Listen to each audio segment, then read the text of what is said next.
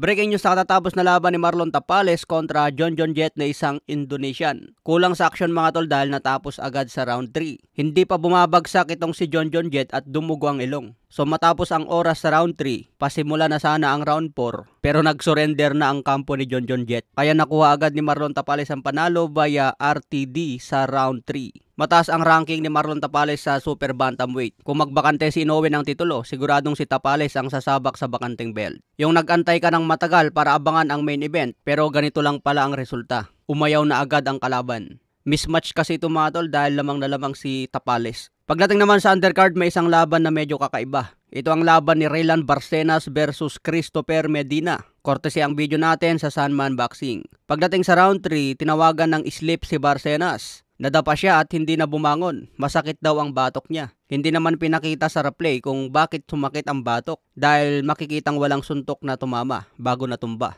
Kaya pinagbigyan ng referee nagpahinga ng 5 minuto habang iniinda ang batok. Nagulat na lang ang lahat mga tol dahil biglang tumayo at tumalon pa. Biglang napadasal itong si Barcenas. Akala ko mag-surrender na. Yun pala, kumuha lang ng oras para magpahinga at makakuha ng konting stamina. So nagpatuloy ang laban at hindi na tinigilan ni Medina hanggang na corner. Dito na tinamaan ng overhand right si Barcenas. Natuluyan-tuloy nang wala sa oras. Kaya winner by knockout si Medina. Kung nag-surrender sana mga tol, baka hindi pa nakatikim ng malupit na overhand right. Sa isa pang undercard, Christian Pete Laurente versus Alvin Lagumbay. Pinoy versus Pinoy ang bakbakan at hindi nagtagal dahil natapos agad sa round 2, bulagta si Lagumbay. Kaya winner by knockout si Laurente, still undefeated at may edad ngayon na 25.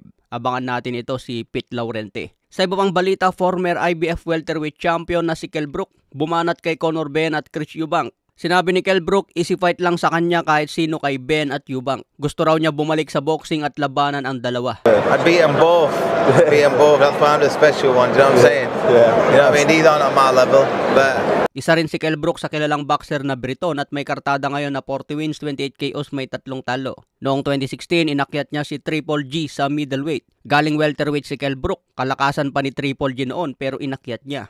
Kaya ang resulta, kulatang inabot ni Kell Brook. Tinamaan ng masong kamao, nabasagan pa ng eye socket. Pangalawang talo niya 2017, bumalik sa welterweight laban kay Errol Spence. Kulata ulit ang inabot ni Kell Brook sa round 11, nabasagan ulit ng eye socket. Pangatlong talo niya noong 2020, nakuha naman niya ito laban kay Terence Crawford. Knockout ulit ang inabot ni Kell Brook sa round 4 matapos tamaan ng jab. Huling laban ni Kell Brook noong 2022, napalaban kay American. Tinalo naman niya ito by technical knockout sa round 6. Ngayon, nagbabalak bumalik si Kell Brook sa edad na 38. Delikado si Kell Brook kung biglang babalik laban sa malakas. Maganda, tune up muna pagkalawang para hindi mabigla. Okay mga tol, hanggang sa muling update.